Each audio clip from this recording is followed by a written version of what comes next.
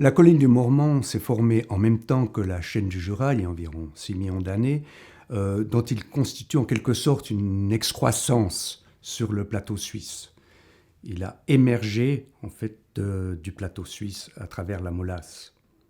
Par la suite, il a subi le passage des glaciers lors des glaciations qui ont raboté sa surface et qui ont créé différentes formes telles que des creux ou des bosses, en particulier à son sommet où se situe le site archéologique. Ces creux ont été revêtus par des dépôts glaciaires qui sont des graviers d'une épaisseur quand même considérable pour le sommet d'une colline, c'est-à-dire environ 6 mètres.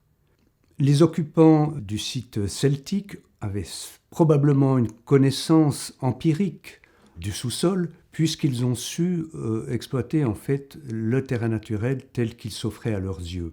On peut imaginer, par exemple, que la végétation, différenciée suivant le type de sol, leur a donné un indice pour satisfaire à leurs besoins. Les cuvettes glaciaires comblées jusqu'à 6 mètres de gravier ont été choisies préférentiellement pour l'implantation des fosses. Ça ressort très clairement des plans de répartition spatiale en fait, des fosses sur le site.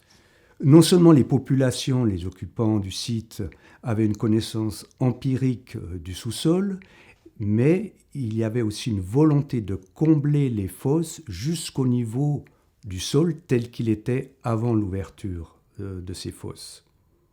J'ai été très frappé sur le site de voir qu'au sommet des fosses, on retrouve en fait la succession de couches qui se trouvent naturellement en dehors des fosses. On remarque que c'est pas n'importe quoi, qu'on a voulu en fait respecter la succession des couches telles qu'elles sont à l'état naturel et qu'on a voulu niveler la fosse jusqu'au sommet.